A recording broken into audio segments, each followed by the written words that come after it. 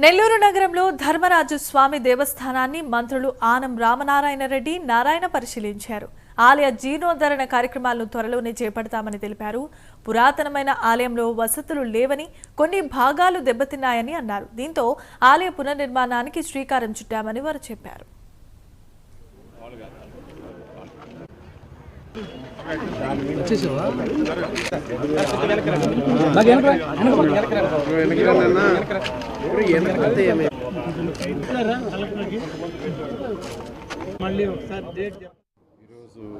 నేను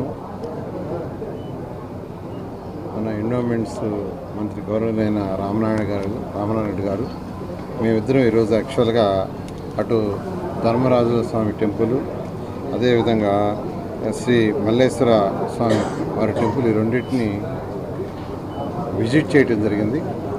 ఎందుకంటే గత 6 నెలల్లో అనేక సార్లు మేమిద్దరం అధికారులతో డిస్కస్ చేసాం.